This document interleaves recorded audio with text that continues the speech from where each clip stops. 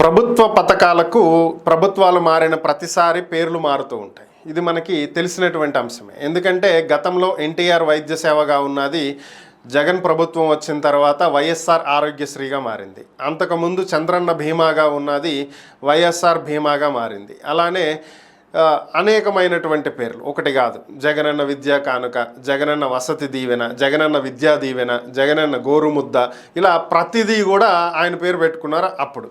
So ఇప్పుడు పరిస్థితి ఏంటి అంటే వీళ్ళు వచ్చిన తర్వాత వరుస పెట్టి వీళ్ళు పేర్లు మారుస్తూ పోతున్నారు. అయితే దీంట్లో భాగంగానే విద్యార్థులకు ఏవైతే విద్యా సంవత్సరం ప్రారంభంలో యూనిఫాము, బూట్లు, అలానే పుస్తకాలు, ఇలా ఒక కిట్ ఏదైతే ఇస్తారో దీనికి సంబంధించి ఒక పేరు మార్చడం జరిగింది. జగనన్న విద్యా కానుక ప్లేస్లో సర్వేపల్లి రాధాకృష్ణ విద్యా కానుక అని చెప్పి పేరు మార్చారు. అలాగే జగనన్న గోరుముద్ద అంటూ మధ్యాహ్న భోజన పథకం ఏదైతే మిడ్ డే మీల్స్ ఉందో దీనికి డొక్కా సీతమ్మ మధ్యాహ్న భోజన పథకంగా ఏపీ ప్రభుత్వం పేరు మార్చింది. అలాగే విద్యార్థులకు ఇచ్చేటువంటి ఫీజు రియంబర్స్మెంట్, వీటికి సంబంధించినటువంటి ఇతర ఏవైతే ఉన్నాయో వీటికి ఏపీజే అబ్దుల్ కలాం పేరు పెట్టడం జరిగింది. సో దీనికి సంబంధించే పవన్ కళ్యాణ్ స్పందించడం జరిగింది. జనసేన అధినేత డిప్యూటీ సీఎం పవన్ కళ్యాణ్ స్పందిస్తూ పథకాలకు పేరు మార్చినప్పటికీ కూడా మహనీయుల పేర్లు పెట్టడం అనేది నిజంగా ఆహ్వానించదగ్గ పరిణామమని,